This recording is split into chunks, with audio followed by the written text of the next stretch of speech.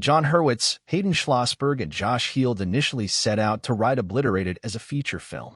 But the creators of Netflix's latest action comedy changed their minds. They felt their ensemble cast of characters would be best served in a series where they would have time to explore each one in depth and be able to give each character their own adventure.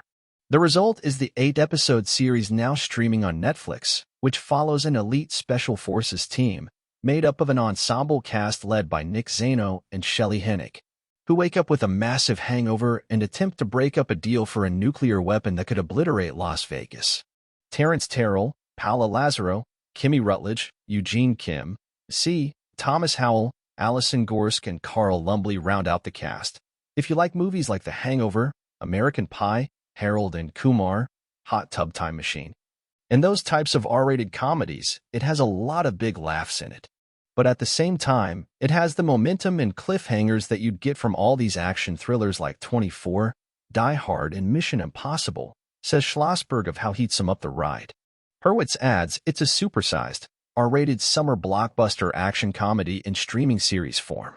In the interview with The Hollywood Reporter below, the producing, writing, and directing trio of longtime friends elaborate on their choice to bring Obliterated to TV, as they also discuss returning to their R-rated roots following big-budget feature comedies and their other Netflix hit, Cobra Kai, while also teasing that forthcoming 6th and final season.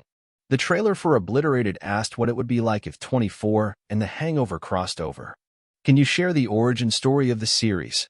How did you come up with this idea, and did any of your personal stories inspire storylines?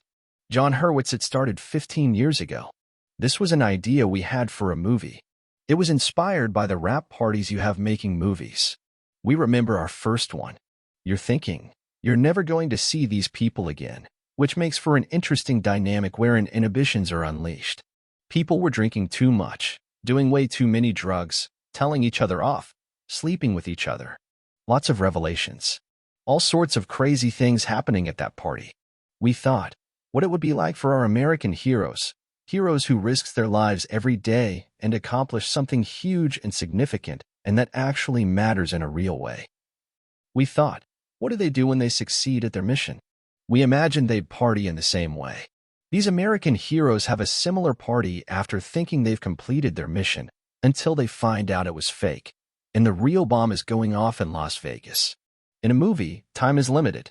Turning it into a TV series allowed us to examine all these heroes, the tech girl, the bomb deactivator, helicopter pilot, in a major way.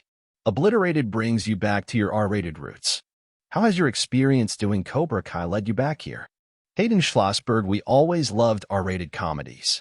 We love movies and television scenes with outrageous moments, water-cooler moments that produce big audience reactions. We come from that era of the franchises. We've been involved with Harold and Kumar, American Pie, Hot Tub Time Machine. Transitioning to Cobra Kai was a change for us. We knew that Cobra Kai was a totally different project than those others. So we maintained that tone and wanted it to have that Karate Kid feel. It's a show with morals that is family-friendly and dramatic with comedic elements. So, after 4 or 5 seasons of that, we wanted to unleash our inner R-rated urges. That's the kind of comedy that we love. The final season of Cobra Kai was delayed amid Hollywood's dual strikes.